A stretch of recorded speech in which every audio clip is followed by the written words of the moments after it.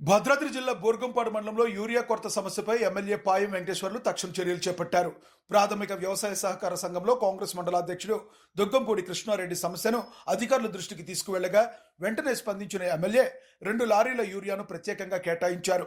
రైతులు ఎలాంటి ఆందోళన చెందవలసిన అవసరం లేదని ఆయన స్పష్టం చేశారు. అదనంగా నాగినేని ప్రోలు రెడ్డిపాలెంలో యూరియా కోసం కొత్త కౌంటర్ ఏర్పాటు చేసినట్లుగా తెలిపారు.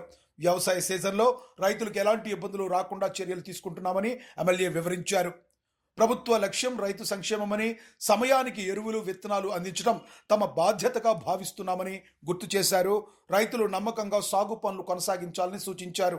కలెక్టర్ గారికి చెప్పి ఇవాళ ఒక 2 లోడ్లు ఎక్స్ట్రా వచ్చేదానికన్నా ఎక్స్ట్రా పంపడం జరుగుతుంది. రైతుల బాధ చూడలేక అట్లనే ఎమ్మెల్యే గారు చెప్పంగానే స్పందించి మనం అర్థం చేసుకొని రైతుల గురించి సపోర్ట్ చేసినందుకు ఎమ్మెల్యే గారికి ధన్యవాదాలు తెలియజేసుకుంటున్నాం. అట్లాగే రేపు కానీ ఎల్లుండి కానీ రెడ్డిపాలెంలో కూడా ఒక స్టాక్ పాయింట్ ఆ రైతులకు ఏర్పాటు చేయటం జరుగుతుంది. ఎమ్మెల్యే గారికి చెప్పాము. అది కూడా దాని గురించి కూడా మాట్లాడి రేపు ఎల్లుండి స్టాక్ పాయింట్ పెట్టడం అనేది రెడ్డిపాలెంలో రైతులకు ఇక్కడికి రాకుండా పూర్వం రాకుండా పెట్టడం అనేది జరుగుతుంది. ఎమ్మెల్యే గారికి ధన్యవాదాలు.